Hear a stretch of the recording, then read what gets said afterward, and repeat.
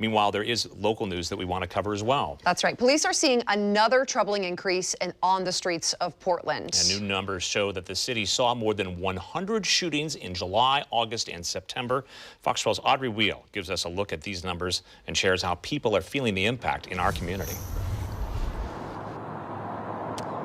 Right. Well, first, we're actually at the scene of a shooting investigation right now in Northeast Portland. We'll give you a look at what investigators are working on right here. This is on Northeast 111th, right between Wygant and Sandy. We know that officers got here just before 8 tonight, and they tell us they found 2 people with gunshot wounds. We don't know, though, how those 2 people are doing right now. Of course, this area is blocked off for the investigation. One thing to note, we also know from police that early this morning in this same area, someone was shot and killed. So not a lot of details yet on that investigation either. We will, of course, keep you posted. But these are just 2 of the latest instances in this troubling increase in shootings that we've seen this summer and this year, really. I want to take you back to July 25th. That's when 2 cousins were shot at a Southeast Portland intersection. One of them died. The other one likely will never walk again. Tonight, we spoke to their uncle, not only about what happened to them, but also about what we're seeing right now in the city. My nephew came here whole. He left in an urn of ashes. Elmer Yarborough is talking about this 27-year-old Tyrell Penny, father of 3, who was battling sickle cell disease and came to see family in Portland shortly after being released from the hospital for treatment. He and his mom lived in Sacramento. She actually moved from here about 20 plus years ago because she did not want her children to be involved with gang violence. Both her children's dads were involved with gangs. Him dying here in Portland was the very thing that his mom tried to take him out of here to avoid. It was July 25th outside of a bar on Southeast Division and 158th where police say Penny and his cousin Maceo Walker were shot.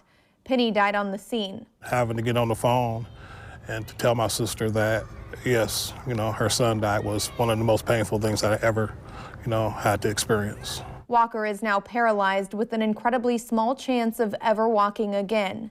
Just dealing with the fact that he has children and not being able to run and play with them is weighing strong on his heart. The Multnomah County DA charged Thomas Earl Cooper in that shooting. Yarborough says he doesn't know if Cooper had an issue with his nephews or just started firing. This Portland shooting is just one in a summer riddled with gun violence. From January to September of this year, shootings in Portland are up 99% over the same time last year, with the number of shootings significantly increasing starting in July. The same month, the Portland Police Gun Violence Reduction Team was disbanded.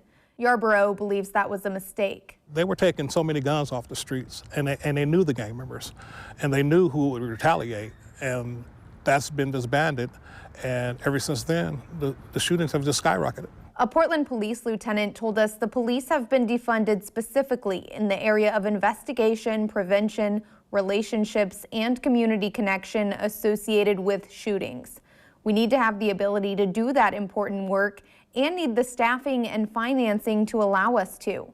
We need to do that work in a way that builds and maintains long-term relationships and trust. He went on to say too much emphasis is placed on police response after the fact. Not enough community-wide attention is paid to this and other issues before the shots ring out. Do you think anything could have been done to prevent what happened to your nephews? I don't know. And that's the heartbreaking question. I wish I could have done something. Whether it would have changed it or not, in the climate that we're living in right now, I don't know if that would have changed. If it weren't them, it'd probably be someone else. And that's what we're dealing with now.